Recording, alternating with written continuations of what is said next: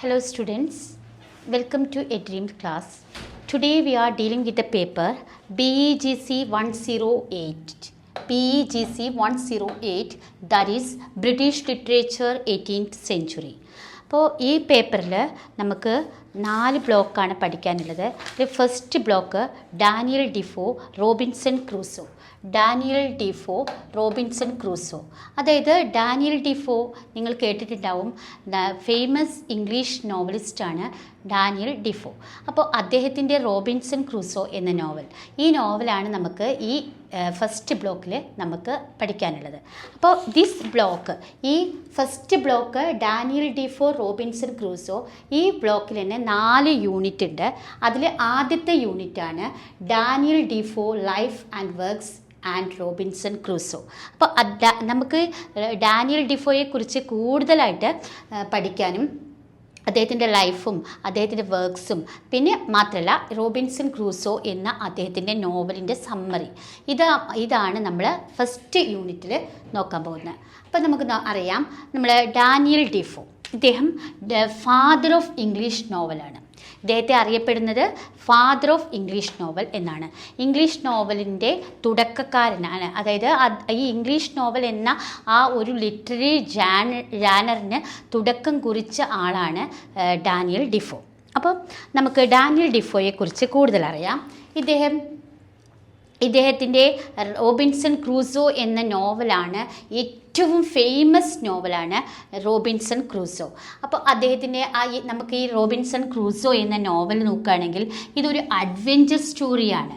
എന്താണ് adventure story? Adventure story means ഭയങ്കര സാഹസികമായ കഥകൾ അടങ്ങിയിട്ടുണ്ട്. പിന്നെ സ്പിരിച്വൽ ഓട്ടോബയോഗ്രഫി ആണെന്ന് പറയാം. സ്പിരിച്വൽ ഓട്ടോബയോഗ്രഫി എന്ന് പറയുമ്പോൾ ഇവിടെ ഈ ക്യാരക്ടറായ റോബിൻസൺ ക്രൂസോൻ്റെ ഒരു ഓട്ടോബയോഗ്രഫിക്കൽ ഫീച്ചേഴ്സ് ഉൾക്കൊള്ളുന്ന ഒരു സ്റ്റോറിയാണ് ഈ Robinson Crusoe. Then it is A celebration of individualism എന്ന ഒരു പുതിയ ഒരു സ്വന്തമായിട്ട് അവരുടെ സ്വത്വം, ഇൻഡിവിജ്വലിൻ്റെ എക്സ്പീരിയൻസ്, ഇതെല്ലാം അതിൻ്റെ എല്ലാം ഒരു സെലിബ്രേഷനാണ് ഈ റോബിൻസൺ ക്രൂസോ എന്ന നോവൽ എന്ന് നമുക്ക് പറയാം. അപ്പോൾ ഈ നോവലിനെ കുറിച്ച് കൂടുതൽ പറയുന്നതിന് മുമ്പ് നമുക്ക് ഡാനിയൽ ഡിഫോയെക്കുറിച്ച് കൂടുതൽ അറിയണം. നമുക്ക് അദ്ദേഹത്തിൻ്റെ ബയോഗ്രഫിക്കൽ ഡീറ്റെയിൽസും അദ്ദേഹത്തിൻ്റെ അതർ വർക്ക്സിനെ കുറിച്ചും ഒക്കെ നമുക്ക് പഠിക്കാം. അപ്പോൾ നമുക്ക് ഡാനിയൽ ഡിഫോയുടെ ബയോഗ്രഫിക്കൽ ഡീറ്റെയിൽസ് നോക്കാം. അദ്ദേഹത്തിൻ്റെ ലൈഫ് സ്പാൻ എന്ന് പറയുന്നത് 1660 മുതൽ 1730 വരെയാണ്. അതായത് 1660 ടു 1730 ആണ് അദ്ദേഹം ജീവിച്ചിരുന്ന ആ കാലഘട്ടം. അപ്പോൾ ആ കാലഘട്ടത്തിൽ അദ്ദേഹം ചെയ്ത വർക്കുകൾ എന്തൊക്കെയാണെന്ന് നോക്കിയാൽ, ഇംഗ്ലീഷ് ട്രേഡറായിട്ട് വർക്ക് ചെയ്തിരുന്നത്, ദെൻ റൈറ്ററായിട്ട്, പാംഫ്ലെറ്റിയറായിട്ട്, സ്പൈ ഏജൻ്റായിട്ട്, ഇങ്ങനെ പല വർക്കും അദ്ദേഹം ഈ ലൈഫ് സ്പാനിൽ ചെയ്തിട്ടുണ്ട്. പിന്നീട് അദ്ദേഹത്തിൻ്റെ മോസ്റ്റ് ഫേമസ് നമ്മൾ പഠിച്ചു, റോബിൻസൺ ക്രൂസോ ആണ് most famous work. That is 1719 ഈ വർക്ക് പബ്ലിഷ് ചെയ്യുന്നത്. റോബിൻസൺ ക്രൂസോ എന്ന വർക്ക് 1719 പബ്ലിഷ് ചെയ്യുന്നത്. പിന്നെ ഇദ്ദേഹം ധാരാളം പൊളിറ്റിക്കൽ ട്രാക്ട്സ് എഴുതിയ ആളാണ്. പൊളിറ്റിക്കൽ എസ്സേസ് എഴുതിയിട്ടുണ്ട്. അത് കാരണം പ്രിസണിലും കിടന്നിട്ടുണ്ട്, കുറച്ചു കാലം ജയിലിലും കിടക്കേണ്ടി വന്നിട്ടുണ്ട്. He wrote more than 300 books. 300 ബുക്സിലേറെ ബുക്സ് അദ്ദേഹം എഴുതിയിട്ടുണ്ട്. കുറേ പാംഫ്ലെറ്റ്സ് ഉണ്ട്, ജേർണൽസ് ഉണ്ട്, എല്ലാം ഈ 300 ബുക്കുകളിൽ ഏറെയായി അദ്ദേഹം എഴുതിയിട്ടുണ്ട്. പിന്നീട് ഇദ്ദേഹത്തിൻ്റെ ഫസ്റ്റ് നോട്ടബിൾ വർക്ക് എന്ന് പറയുന്നത് ആൻ എസ്സേ ഓൺ പ്രൊജക്ട്സ് എന്നാണ്. 1697 പുറത്തിറക്കിയ ആൻ എസ്സേ ഓൺ പ്രൊജക്ട്സ് എന്ന വർക്കാണ് ഫസ്റ്റ് നോട്ടബിൾ വർക്ക്. അപ്പോൾ ഇദ്ദേഹത്തിൻ്റെ കാലഘട്ടത്തിൽ ആ സമയത്തുള്ള political and historical circumstances of 17th and 18th century ഇംഗ്ലണ്ടിലെ അന്നത്തെ 17ാം 18ാം നൂറ്റാണ്ടിലുള്ള ഇംഗ്ലണ്ടിനെ കുറിച്ച് നമുക്ക് കൂടുതൽ അറിഞ്ഞാലേ അദ്ദേഹത്തിൻ്റെ വർക്കിനെ കുറിച്ച് ആ വർക്ക് റോബിൻസൺ ക്രൂസോ പുറത്തിറക്കിയുണ്ടായ ആ സമയത്തുണ്ടായ അവിടുത്തെ പൊളിറ്റിക്കൽ ആൻഡ് സോഷ്യൽ ബാക്ക്ഗ്രൗണ്ട് ഇംഗ്ലണ്ടിൽ എങ്ങനെയായിരുന്നു എന്നുള്ളതും കൂടി കൂടി നമ്മൾ അറിയണം. അപ്പോൾ എന്താണ് ഈ പൊളിറ്റിക്കൽ ഹിസ്റ്റോറിക്കൽ സർക്കംസ്റ്റൻസ് എന്ന് നോക്കുകയാണെങ്കിൽ അദ്ദേഹം ഈ 17ാം സെഞ്ചുറി ഏകദേശം മിഡിലായിട്ട് ഒരു 1660-ലാണ് എന്നുണ്ടാവുന്നത് Charles second restoration to the throne ഉണ്ടാവുന്നത്. ചാൾസ് സെക്കൻഡ് ആദ്യം വരുന്നു, അവിടെ ഇംഗ്ലണ്ടിലേക്ക് വരുന്നു. ആ സമയത്ത് ഇവരാണെങ്കിലോ ഡിസെൻഡേഴ്സാണ്. നമ്മളുടെ ഡാനിയൽ ഡിഫോ എന്ന് പറയുന്നത് ഇവർ എഗെയിൻസ്റ്റ് ദ ചർച്ചാണ്. അപ്പോൾ ഈ ചാൾസ് സെക്കൻഡ് അവരോട് ഒരു എനിമിറ്റി, ഒരു ശത്രുതാ മനോഭാവം വെച്ച് പുലർത്തുന്ന ആളുകളായിരുന്നു. അത് കാരണം എന്തായിരുന്നു, ഇദ്ദേഹം കുറേ പൊളിറ്റിക്കൽ പാംഫ്ലെറ്റ്സ് ഇറക്കിയിട്ടുണ്ട് ആ സമയത്ത് ഇവർക്കെതിരെ. പിന്നീട് വന്നതാണ് ചാൾസ് സെക്കൻഡിന് കഴിഞ്ഞതിന് ശേഷം ജെയിംസ് വന്നു. ഇദ്ദേഹം ഒരു റോമൻ കത്തോലിക്കായിരുന്നു. ഇദ്ദേഹത്തിനും എതിരെ കുറേ വർക്ക്സ് ഇദ്ദേഹം എഴുതിയിട്ടുണ്ട്, ഡാനിയൽ ഡിഫോ എഴുതിയിട്ടുണ്ട്. പിന്നീടാണ് ഈ ജെയിംസ്, അതായത് William of orange, William the third വരുന്നത്. ഗ്ലോറിയസ് റവല്യൂഷൻ എന്ന ഒരു ഇതിലൂടെ ഈ വില്യം ദ തേർഡ് അധികാരത്തിൽ വരികയാണ്. ആ സമയത്ത് ഇദ്ദേഹത്തെ വളരെയധികം പുകഴ്ത്തിയിരുന്നു. അദ്ദേഹത്തെ വിളിച്ചിരുന്നത് William the glorious, great and good and kind എന്ന് പറഞ്ഞിട്ടാണ് നമ്മുടെ ഡിഫോ ഇദ്ദേഹത്തെ പുകഴ്ത്തിയത്. അപ്പോൾ ഇദ്ദേഹത്തിൻ്റെ ഒരു പാംഫ്ലെറ്റിയർ, ഇദ്ദേഹത്തിനെ വളരെയധികം ഡിഫെൻഡ് ചെയ്യുന്ന വില്യം ദ തേർഡിനെ വളരെയധികം ഡിഫെൻഡ് ചെയ്യുന്ന ഒരു ആളായിരുന്നു നമ്മുടെ ഡാനിയൽ ഡിഫോ. ഇദ്ദേഹത്തിന് ഡിഫെൻഡ് ചെയ്ത് എഴുതിയ ഒരു വർക്കാണ് the true English man in 1701, 1701 പുറത്തിറക്കിയ ദ ട്രൂ ഇംഗ്ലീഷ് മാൻ എന്നുള്ള വർക്ക് ഇദ്ദേഹത്തെ ഡിഫെൻഡ് ചെയ്തുകൊണ്ടാണ്, അതായത് വില്യം തേർഡിനെ ഡിഫെൻഡ് ചെയ്തുകൊണ്ടാണ് ഈ വർക്ക് പുറത്തിറക്കുന്നത്. പിന്നീട് ഈ വില്യം തേർഡ് മരിക്കുകയാണ്. ആ സമയത്ത് ഇദ്ദേഹത്തെ പിന്നീട് വരുന്നതാണ് ക്യൂൻ ആൻ. ഇതേപോലെ ക്യൂൻ ആനും എന്തായിരുന്നു, ഈ ഡാനിയൽ ഡിഫോയ്ക്ക് എതിരായി കുറച്ചും കൂടി ഇദ്ദേഹം ഡിസെൻഡേഴ്സ് ആയതുകൊണ്ട് തന്നെ ഇവർ പറയുന്നത് റിലീജിയസ് ഫ്രീഡത്തിനായിരുന്നു ഡാനിയൽ ഡിഫോ കുറച്ചും കൂടി ഇമ്പോർട്ടൻസ് കൊടുത്തിരുന്നത്. പക്ഷേ ഇവർ വിഗാണ്, അതായത് ഡാനിയൽ ഡിഫോ 2 പാർട്ടികളാണ് ഉണ്ടായിരുന്നത്, വിഗ്സും ടോറി.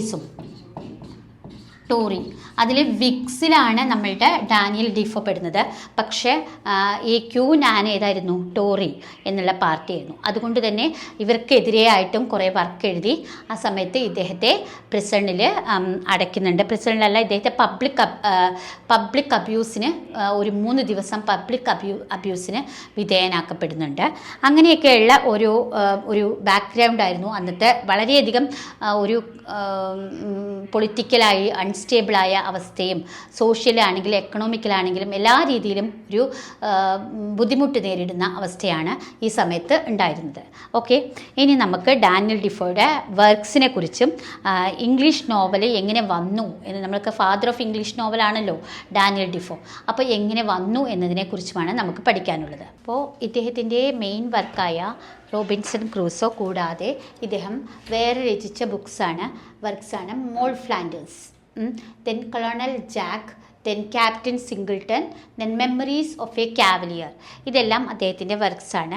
റോബിൻസൺ ക്രൂസോനെ സീക്വൽസ് ആയിട്ട് വീണ്ടും കുറച്ച് ഫിക്ഷണൽ നരേറ്റീവ്സ് ഇദ്ദേഹം രണ്ട് നരേറ്റീവ്സ്, അതായത് the farther adventures of Robinson Crusoe, serious reflections during the life and surprising adventures of Robinson Crusoe, ഇങ്ങനെ 2 വർക്കും കൂടി അദ്ദേഹം രചിച്ചിട്ടുണ്ട് ഇതിൻ്റെ സീക്വലായിട്ട്. അപ്പോൾ വേറെയുള്ള വർക്കുകളൊക്കെയാണ് Moll Flanders, Colonel Jack, Captain Singleton, memories of a cavalier. ഇതെല്ലാം ഈ വർക്കുകളൊക്കെ കൂടിയിട്ടാണ് അദ്ദേഹത്തിന് ഒരു ഇംഗ്ലീഷ് നോവലിൻ്റെ ഒരു പ്രൊപ്പണൻ്റ്, ഒരു ഫാദർ എന്നുള്ള ഈ റെപ്യൂട്ടേഷൻ അദ്ദേഹത്തിന് കൊടുത്തത്.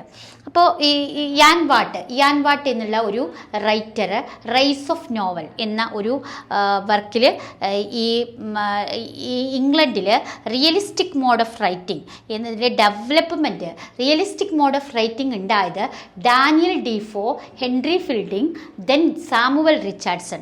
ഈ 3 പേരിലൂടെയാണ് ഈ റിയലിസ്റ്റിക് മോഡ് ഓഫ് റൈറ്റിംഗ് ഇംഗ്ലണ്ടിൽ ഉണ്ടായത് എന്ന് പറയുന്നുണ്ട്.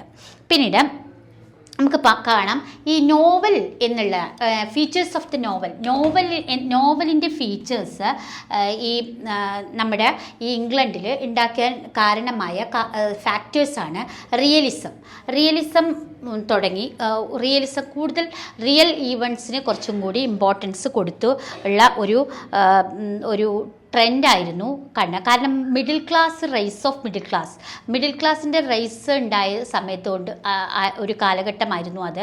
അതുകൊണ്ട് തന്നെ ഈ റിയലിസത്തിന് കൂടുതൽ ഇമ്പോർട്ടൻസ് ഉള്ള വർക്കുകൾ വന്നു. ദെൻ ഒറിജിനൽ പ്ലോട്ട്സ് ആയിരുന്നു ഉണ്ടായിരുന്നത്. കൂടുതൽ എക്സ്പീരിയൻസ് ഇമ്പോർട്ടൻസ് കൊടുത്തു, ഇൻഡിവിജ്വലിസത്തിന് ഇമ്പോർട്ടൻസ് കൊടുത്തു, ഇൻഡിവിജ്വലിസ്റ്റിക് എക്സ്പീരിയൻസിന് ഇമ്പോർട്ടൻസ് കൊടുത്തു. ഇതൊക്കെയായിരുന്നു നോവലിൻ്റെ ഫീച്ചേഴ്സായിട്ട് നമ്മൾക്ക് കാണാൻ പറ്റുന്നത്. ഇങ്ങനെയുള്ള ഫീച്ചേഴ്സൊക്കെ ഉള്ളത് കൊണ്ടാണ് ഇതൊരു നോവൽ എന്നുള്ള ഒരു ലിറ്റററി ഫോമായിട്ട് ഇവർ അംഗീകരിക്കുന്നതും. അങ്ങനെയാണ് ഈ റോബിൻസൺ ക്രൂസോ എന്നുള്ളത് ഒരു finest example of English novel എന്നുള്ള രീതിയിൽ ഇതിനെ കണക്കാക്കുന്നതും. അപ്പോൾ നമുക്കറിയാം റോബിൻസൺ ക്രൂസോയുടെ സമ്മറി നമുക്ക് നോക്കാം. അപ്പോൾ ആദ്യം അതിന് സബ് ടൈറ്റിൽ നോക്കാം. ഈ റോബിൻസൺ ക്രൂസോ എന്നുള്ള ഈ നോവലിന് സബ് ടൈറ്റിൽ നോക്കൂ. This is very important. The life and strange surprising adventures of Robinson Crusoe. ഇതാണ് ഇതിൻ്റെ റോബിൻസൺ ക്രൂസോ ഓഫ് യോർക്ക്. ഇതാണ് സബ് ടൈറ്റിൽ. ഈ റോബിൻസൺ ക്രൂസോ എന്നുള്ള ഈ നോവലിൻ്റെ സബ് ടൈറ്റിലാണ്, നോവൽ ടൈറ്റിലിനേക്കാളും വലിയ സബ് ടൈറ്റിലാണ്. That is the life and strange surprising adventures of Robinson Crusoe of York. ഇതാണ് ഈ നോവലിൻ്റെ സബ് ടൈറ്റിൽ. ഇനി ഈ നോവലിനെ കുറിച്ച് പറയുകയാണെങ്കിൽ നമുക്ക് അറിയാം റോബിൻസൺ ക്രൂസോ ഇദ്ദേഹം ഒരു ഇംഗ്ലീഷ് മാനാണ് from the town of York എന്നുള്ള ടൗണിൽ നിന്നുള്ള ഒരു ഇംഗ്ലീഷ് മാനാണ് ഈ റോബിൻസൺ ക്രൂസോ. അപ്പോൾ നമുക്കറിയാം 17th സെഞ്ച്വറിയാണ്, കാലഘട്ടം 17th സെഞ്ച്വറിയാണ്. Then he records his own story. തൻ്റെ കഥ സ്വയം പറയുന്ന രീതിയിലാണ് നമുക്ക് ഈ റോബിൻസൺ ക്രൂസോയിൽ നമുക്ക് കാണാൻ കഴിയുന്നത്. ദെൻ അദ്ദേഹം 3 മക്കളിൽ യങ്ങസ്റ്റ് സണ്ണാണ്. He is the youngest of 3 sons. Then അദ്ദേഹത്തിൻ്റെ പേരൻസിനെ കുറിച്ച് പറയുകയാണെങ്കിൽ ഈ പേരൻസിന് ഇദ്ദേഹം ഒരു ലോ ഒക്കെ പഠിച്ച് ഒരു സോഷ്യലി സെക്യൂർ ലൈഫിൽ സെറ്റിൽ ചെയ്യണം എന്നുള്ള താല്പര്യമുള്ള ഒരു ഫാദറായിരുന്നു. പക്ഷേ ഇദ്ദേഹത്തിൻ്റെ ഉള്ളിൽ എപ്പോഴും ട്രാവലിങ്ങിന് വളരെയധികം ഡിസയറിങ് ഉള്ള ആളായിരുന്നു നമ്മുടെ റോബിൻസൺ ക്രൂസോ.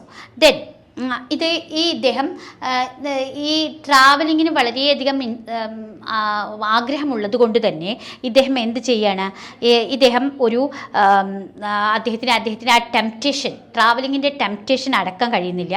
അദ്ദേഹം ഒരു സെപ്റ്റംബർ 1, 1651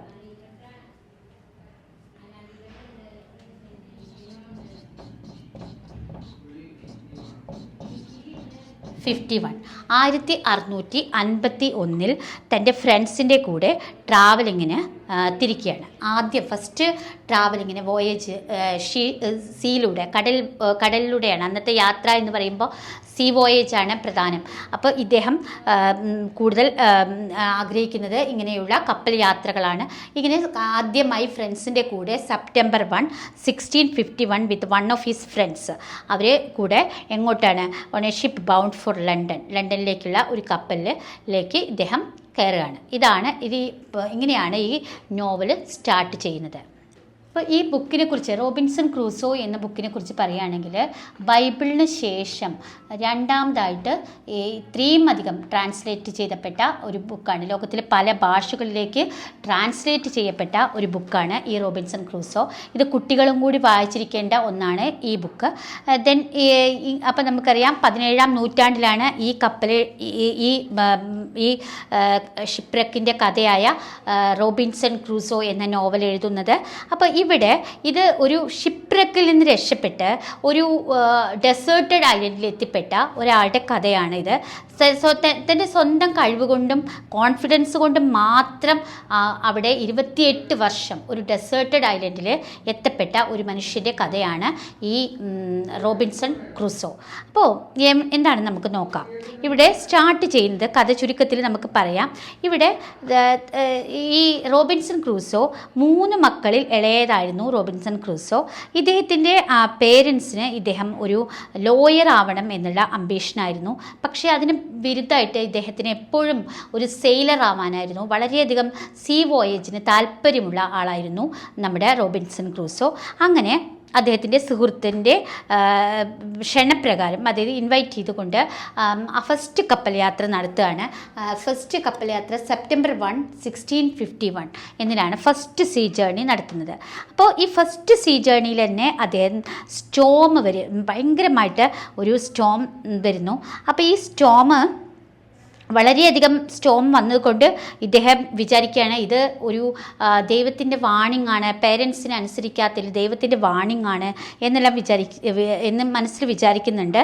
എന്നിട്ട് അവസാനം അദ്ദേഹം പ്രോമിസ് ചെയ്യാണ്, ദൈവത്തോട് പ്രോമിസ് ചെയ്യാണ്, ഞാനിനി എന്ത് ചെയ്യില്ല, കപ്പൽ യാത്ര നടത്തില്ല, ഇതിൽ നിന്ന് രക്ഷപ്പെട്ടാൽ ഞാനിനി കപ്പൽ യാത്ര നടത്തില്ല എന്ന് പ്രോമിസ് ചെയ്യാണ്. പക്ഷേ ഈ പ്രോമിസ് ഇദ്ദേഹം രക്ഷപ്പെടുന്നു. പക്ഷേ ഈ പ്രോമിസ് ഇദ്ദേഹം തന്നെ ബ്രേക്ക് ചെയ്യാണ്. ദെൻ സെക്കൻഡ് വോയേജ് വീണ്ടും അടുത്ത യാത്രയിലേക്ക് നീങ്ങാണ്.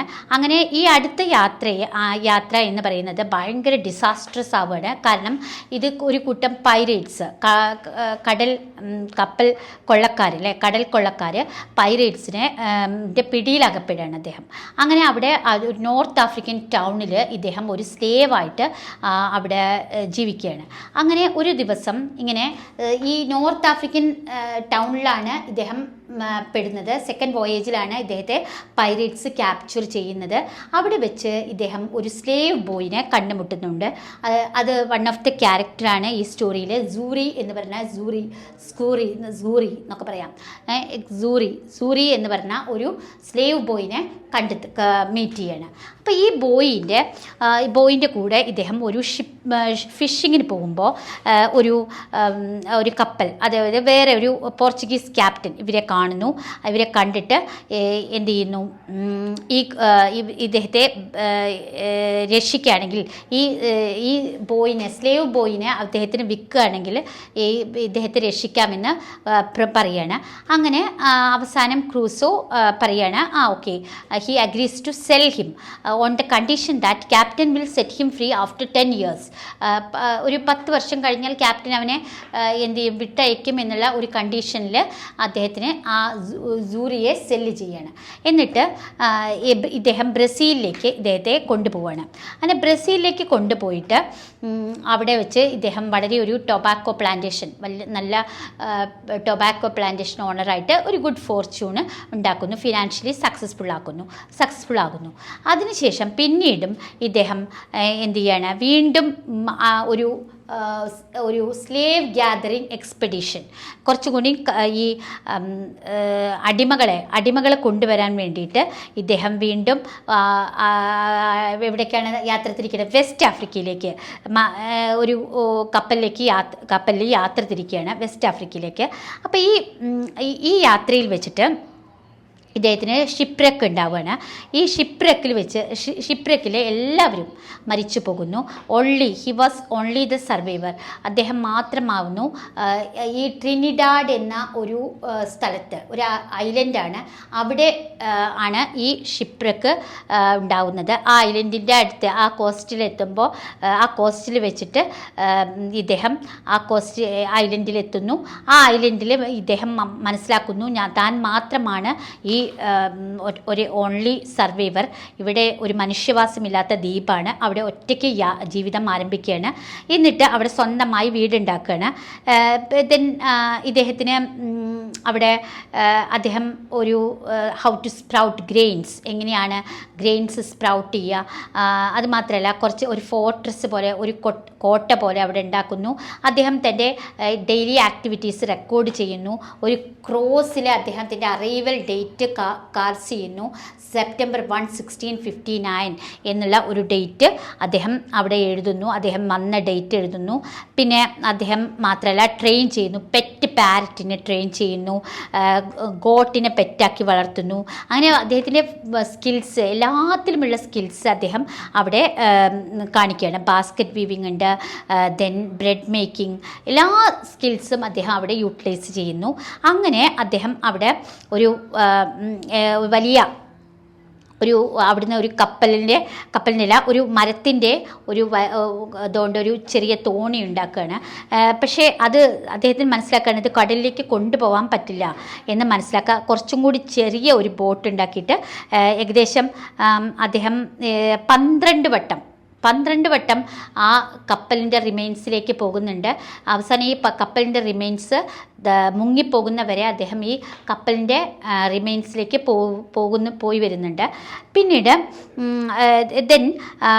ഇങ്ങനെ കുറച്ച് കാലങ്ങൾക്ക് ശേഷം ഇദ്ദേഹം ഒരു ഫുട് പ്രിൻ്റ് കാണുകയാണ്. അപ്പോൾ ഈ ഫുട് പ്രിൻ്റ് കാണുമ്പോൾ ഇദ്ദേഹം ആദ്യം വിചാരിക്കുന്നത് ഇതൊരു ഡെവിളിൻ്റെ ഫുട് പ്രിൻ്റാണ് എന്നാണ്. പക്ഷേ പിന്നീട് മനസ്സിലാവുകയാണ് ഇത് ഒരു ഡെവിളിൻ്റെ ഫുട് പ്രിൻ്റ് അല്ല, കുറച്ച് കാനിബൽസ്, അതായത് മനുഷ്യനെ നരഭോജികൾ അവിടെ വന്ന് അവർ വരുന്നുണ്ടെന്ന് മനസ്സിലാക്കുന്നു. അടുത്ത് തന്നെ താമസിക്കുന്ന നരഭോജികൾ ഇങ്ങോട്ട് ഇടയ്ക്കിടയ്ക്ക് വിസിറ്റ് ചെയ്യുന്നുണ്ട് എന്ന് മനസ്സിലാക്കുന്നു. ദെൻ അതിനുശേഷം അദ്ദേഹം വളരെ വിജിലൻ്റ് ആയിരിക്കുന്നു. എങ്ങനെയാണ് അണ്ടർഗ്രൗണ്ടിൽ തന്നെ താമസിക്കുക, അണ്ടർഗ്രൗണ്ടിൽ കുക്ക് ചെയ്യാൻ പറ്റുമോ എന്നെല്ലാം കുറിച്ച് ആലോചിക്കുന്നു. ദെൻ എങ്ങനെ ഇവരെ ഈ സാവേജസിനെ, ഈ നരഭോജികളെ ആക്രമിച്ച് കീഴടക്കാം, പിന്നെ ഇതിനെക്കുറിച്ചൊക്കെ ആലോചിക്കുന്നുണ്ട്. അതുമാത്രമല്ല അതിനെക്കുറിച്ച് ആലോചിക്കുമ്പോൾ തന്നെ ഇദ്ദേഹം വിചാരിക്കുന്നുണ്ട്, കാരണം ഇദ്ദേഹം കുറച്ചും കൂടി സ്പിരിച്വലി ദൈവത്തോട് അടുത്തായതുകൊണ്ട് ഞാൻ എന്തിനാണ് ഇവരെ പ്രൊവോക്ക് ചെയ്യുന്നത്, ഇങ്ങോട്ട് എന്നെ എന്തെങ്കിലും ചെയ്താൽ മാത്രമേ ഞാൻ അങ്ങോട്ട് ആക്രമിക്കുള്ളൂ എന്നെല്ലാം അദ്ദേഹം വിചാരിക്കുന്നു. കുറച്ചും കൂടി സ്പിരിച്വലി ഒന്നും കൂടി മെച്യൂർഡ് മാൻ ആകുന്നു, ദൈവത്തോട് ഒന്നും കൂടി അടുത്ത ഒരു മനുഷ്യനായി മാറുന്നുണ്ട്. അയാളെ ഈ ഒറ്റയ്ക്കുള്ള ഈ 28 വർഷത്തെ താമസത്തിലൂടെ നമ്മുടെ റോബിൻസൺ ക്രൂസോ കുറച്ചും കൂടി സ്പിരിച്വൽ മെച്യൂരിറ്റി അല്ലെങ്കിൽ സൈക്കോളജിക്കൽ മെച്യൂരിറ്റി നേടുന്ന ഒരു മനുഷ്യനായി മാറുകയാണ്. അപ്പോൾ റോബിൻസൺ ക്രൂസോ നമ്മൾ കണ്ടു. റോബിൻസൺ ക്രൂസോ ഈ ഫുട് പ്രിൻറ്റ്സ് കാണുന്നു അല്ലേ. ഫുട് പ്രിൻറ്റ്സ് കാണുമ്പോൾ ആദ്യം ഇദ്ദേഹം സംശയിക്കുന്നുണ്ട് ഡെവിൾ ആണ് എന്നൊക്കെ സംശയിക്കുന്നുണ്ട്. But he soon realises that these are cannibals ആണ് എന്ന് അദ്ദേഹം മനസ്സിലാക്കുകയാണ്. Then he was very afraid, he was very scared. എങ്ങനെയാണ് ഇനി പുറത്തിറങ്ങുന്നത് എന്നൊക്കെ ഭയങ്കര പേടിക്കുന്നു. ഇദ്ദേഹം വളരെ വിജിലൻ്റ് ആയിരിക്കുന്നു. ദെൻ അദ്ദേഹത്തിനെ അണ്ടർഗ്രൗണ്ടിൽ വെച്ചിട്ട് തന്നെ കുക്ക് ചെയ്യാനും അതിനുള്ള പ്രൊവിഷൻസൊക്കെ എങ്ങനെ ചെയ്യാം എന്നതിനെക്കുറിച്ചൊക്കെ അദ്ദേഹം ആലോചിക്കുന്നുണ്ട്. ദെൻ ഹി ക്വസ്റ്റ്യൻസ് ഇദ്ദേഹം ഇവരെങ്ങനെയാണ് ആക്രമിച്ച് കീഴ്പ്പെടുത്തേണ്ടത് എന്നെല്ലാം ആലോചിക്കുന്നുണ്ട്. അതിൻ്റെ ഇടയിൽ he questions his authority to pass judgment on their practices. അവരുടെ പോലെ അവർ ജീവിച്ചോട്ടെ, എന്തിനാണ് ഞാൻ അവരുടെ ജീവിതത്തിൽ കൈ കടത്തണേ എന്നും അതിനെക്കുറിച്ചും അദ്ദേഹം ആലോചിക്കുന്നുണ്ട്. നമ്മൾ പറഞ്ഞു ഇദ്ദേഹം കുറച്ചും കൂടി സ്പിരിച്വലി പിന്നെ കുറച്ചും കൂടി മെച്യൂരിറ്റി വന്നു എന്നെല്ലാം നമ്മൾ പറഞ്ഞു. ഇനി അദ്ദേഹം ബൈബിൾ വായിച്ചുകൊണ്ടിരിക്കുന്ന സമയത്ത് കുറേ ഗൺ ഷോട്ട്സ് കേൾക്കുന്നു. അപ്പോൾ ഈ ഗൺ ഷോട്ട്സ് കേൾക്കുന്ന സമയത്ത് അദ്ദേഹം കാണുന്നതാണ് ഒരു ഷിപ്പ് റെക്കഡായിട്ട് അദ്ദേഹം ഒരു ഷിപ്പ് റെക്ക് കാണുകയാണ്. അവിടെ ഒരു ഐലൻഡിൽ ഒരു ഷിപ്പ് റെക്കഡായിട്ട് കാണുന്നു. അപ്പോൾ ഇദ്ദേഹം അവിടെ ചെന്ന് കാണുമ്പോൾ മനസ്സിലാക്കുകയാണ് അതിലുള്ള ആളുകളെ ഒന്നും കാണുന്നില്ല, ഐദർ ഡെഡ് ഓർ ഗോൺ, അവരെ ആരും കാണുന്നില്ല. അപ്പോൾ ഇദ്ദേഹം എന്ത് ചെയ്യുന്നു, ഇത് മനസ്സിലാക്കുന്നു ഇതൊരു സ്പാനിഷ് ഷിപ്പാണെന്ന് മനസ്സിലാക്കുന്നു. അവിടെ ഗോൾഡ് ബാർസ്, ക്ലോത്തിങ് ഇതെല്ലാം അദ്ദേഹം അവിടുന്ന് കാണുകയാണ്. Then once again he expresses his gratitude to God for saving his life. തൻ്റെ ജീവിതം ഇങ്ങനെ ഒരു ഡെസേർട്ടഡ് ഐലൻഡിലാണെങ്കിൽ പോലും തൻ്റെ ജീവിതം സംരക്ഷിച്ചതിന് ദൈവത്തോട് വളരെയധികം താങ്ക്ഫുള്ളായിട്ട് നന്ദി പറയുന്നു. ദെൻ പിന്നീട് ഇദ്ദേഹം എന്ത് ചെയ്യണം, അദ്ദേഹത്തിൻ്റെ വീടിനെ പറ്റിയിട്ട് എല്ലാം ആലോചിക്കുകയാണ്. തൻ്റെ പേരൻസിൻ്റെ വാക്ക് കേട്ടിരുന്നെങ്കിൽ ഞാനിപ്പോഴും ഒന്നുകിൽ ഇപ്പോൾ ടൊബാക്കോ പ്ലാന്റേഷൻസിനൊക്കെ നല്ല വളരെയധികം പ്രോഫിറ്റ് കിട്ടിയിട്ട് അവിടെ ബ്രസീലിൽ ജീവിക്കുന്നുണ്ടായിരിക്കും. അല്ലെങ്കിൽ അങ്ങനെയെല്ലാം അദ്ദേഹം തൻ്റെ പാസ്റ്റ് ലൈഫിനെ കുറിച്ച് ആലോചിക്കുന്നുണ്ട്. Then he starts feeling guilty again for not having been content with whatever he had and wanting more. എപ്പോഴും താൻ കൂടുതൽ ആഗ്രഹിക്കാൻ പോയതിൻ്റെ ഫലമാണ് ഇങ്ങനെയുള്ള തൻ്റെ ഡെസേർട്ടഡ് ജീവിതം എന്നതിനെക്കുറിച്ച് ആലോചിച്ച് അദ്ദേഹം റിഗ്രറ്റ് ചെയ്യുന്നുണ്ട്. പിന്നീട് ഇദ്ദേഹം കാണുന്നത് ഈ ഐലൻഡിൽ നിറയെ എന്ത് കാണുന്നുണ്ട്, dead human bodies in the island discover ചെയ്യണം. അദ്ദേഹം കുറേ ഡെഡ് ഹ്യൂമൻ ബോഡീസ് സ്കാറ്റർ ചെയ്ത് കിടക്കുന്നത് കാണുന്നു. അപ്പോൾ ഇദ്ദേഹം മനസ്സിലാക്കുകയാണ് ഇവിടെ ഒരു കാനിബൽസ് വന്നിട്ട് കുറച്ച് ആളുകളെ തടവിൽ വെച്ച് അവരെ മാംസമാക്കി ഭക്ഷിക്കാറുണ്ട് എന്ന് അദ്ദേഹം മനസ്സിലാക്കുന്നു. അത് മനസ്സിലാക്കിയതിന് ശേഷം അദ്ദേഹത്തിൻ്റെ ടെറർ കൂടുതൽ ഭയങ്കരമായിട്ട് പേടി കൂടുകയാണ്.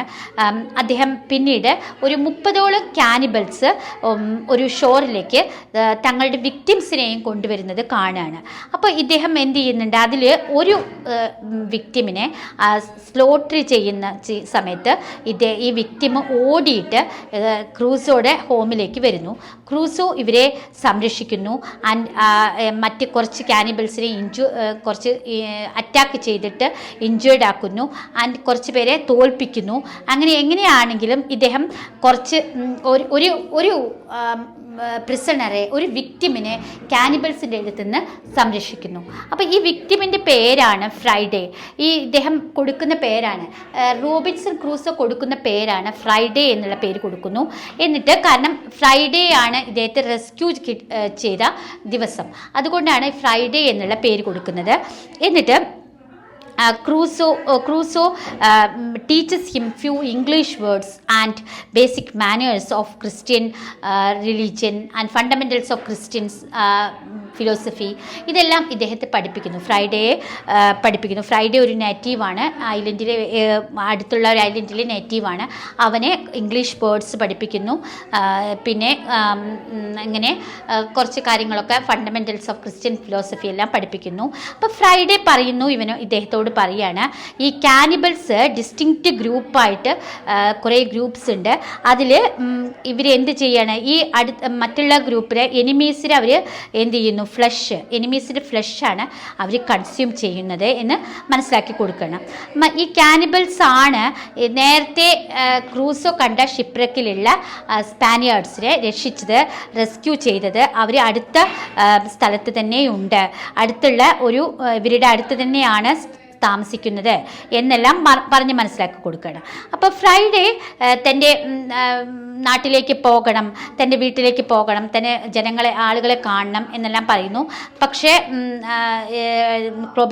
Robinson Crusoe was unhappy on hearing this because ഇദ്ദേഹത്തിന് ഒരു കമ്പാനിയൻ കിട്ടിയതാണ്. ആഫ്റ്റർ 28 ഇയേഴ്സ് 28 വർഷത്തോളം ഒറ്റയ്ക്ക് കഴിഞ്ഞ് തനിക്ക് കിട്ടിയ കമ്പാനിയനാണ്. അപ്പോൾ ഇവർ എന്ത് ചെയ്യാണ്, സ്പാനിയാർഡ്സിനെ സന്ദർശിക്കാൻ വേണ്ടിയിട്ട് ക്രൂസോ ഡിസൈഡ് ചെയ്യാണ്. Crusoe decides to visit the Spaniards and Friday also admits that he cannot.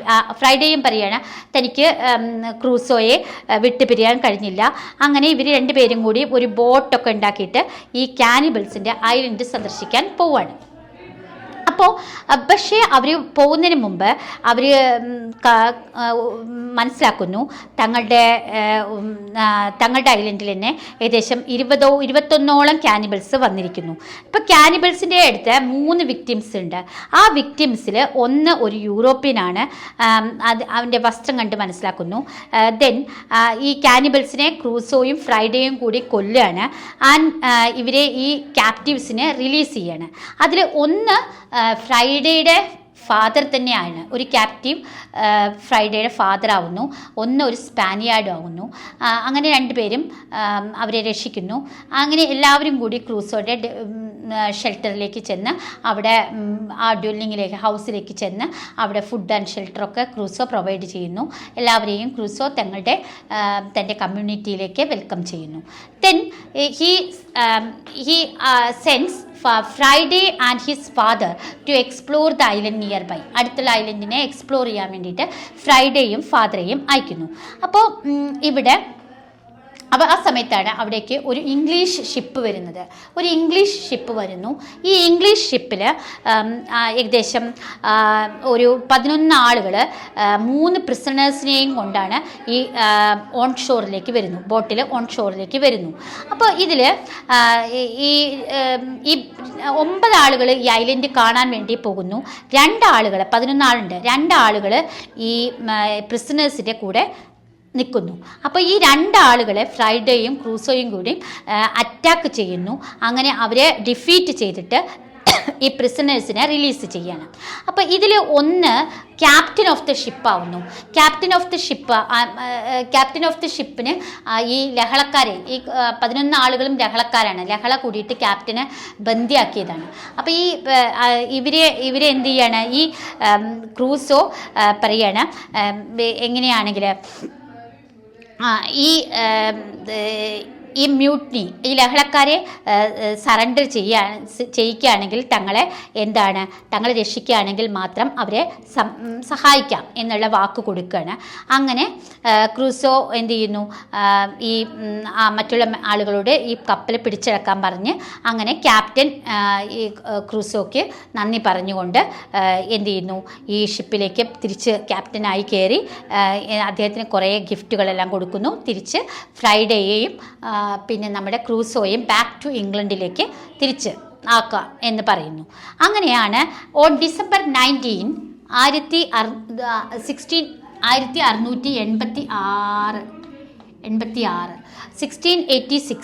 December 19 ഇതാണ് ക്രൂസോ എന്ത് ചെയ്യുന്നു, ഇംഗ്ലണ്ടിലേക്ക് തിരിച്ചു പോവാണ്.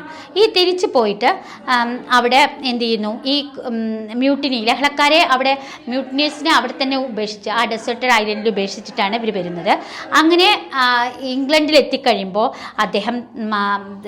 അദ്ദേഹത്തിൻ്റെ പണമെല്ലാം അവിടെ സേഫായിട്ട് ആണ് എന്ന് തൻ്റെ താൻ ഉപേക്ഷിച്ച് വന്ന ആ പ്ലാന്റേഷനും എല്ലാം വളരെ നന്നായി കൊണ്ടുപോകുന്നുണ്ട് എന്നെല്ലാം മനസ്സിലാക്കുന്നു. And he became a prosperous man. ഒന്നും കൂടി വളരെ റിച്ചായി ഒരു പ്രോസ്പെറസ് മാൻ ആകുന്നു. എല്ലാ ഫാമിലി മെമ്പേഴ്സും മരിച്ചു പോയതെന്ന് അറിയുന്നു. Only 2 sisters R remaining. 2 sisters മാത്രമേ ബാക്കി ഉണ്ടാവുന്നുള്ളൂ. അങ്ങനെ അദ്ദേഹം പോർച്ചുഗീസ് ക്യാപ്റ്റനെ കാണുന്നു. പണ്ടത്തെ പോർച്ചുഗീസ് ക്യാപ്റ്റനെ കാണുന്നു. ബ്രസീലിയൻ ലാൻഡ്സ് എല്ലാം വാങ്ങുന്നു. ഇങ്ങനെയെല്ലാം അദ്ദേഹം അവിടെ ഒരു പ്രോസ്പെറസ് ആയിട്ടുള്ള ഒരു ട്രേഡർ, മെർച്ചൻ്റായിട്ട് ജീവിക്കുകയാണ്.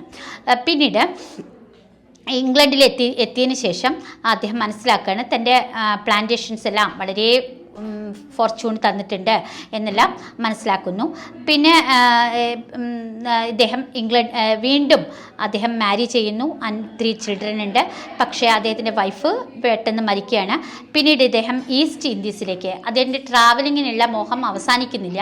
അദ്ദേഹം ഈസ്റ്റ് ഇൻഡീസിലേക്ക് ഒരു ട്രേഡറായിട്ട് 1694 വീണ്ടും പോകുന്ന ഈസ്റ്റ് ഇൻഡീസിലേക്ക് പോകുകയാണ്.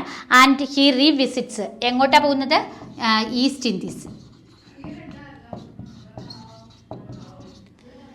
ഇൻഡീസിലേക്ക് പോകുന്നു. Then as a trader in 1694 East ഇൻഡീസിലേക്ക് പോകുന്നു. ദെൻ ആ സമയത്തും അദ്ദേഹത്തിൻ്റെ ഐലൻഡ് ഒന്ന് റീവിസിറ്റ് ചെയ്യണം ആ പോണ സമയത്ത്.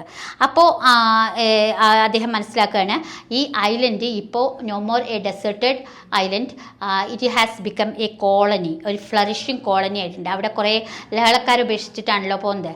ആ ലഹളക്കാരെല്ലാം കൂടിയിട്ട് അതൊരു കോളനിയാക്കി മാറ്റിയിട്ടുണ്ട്. അവിടെ കുറച്ച് ജനവാസമുള്ള ഒരു സ്ഥലമായി മാറ്റിയിട്ടുണ്ട് എന്ന് അദ്ദേഹം തിരിച്ചറിയുന്നു. അതുവരെയാണ് ഈ സ്റ്റോറി എൻഡ് ചെയ്യുന്നത്. Okay, thank you.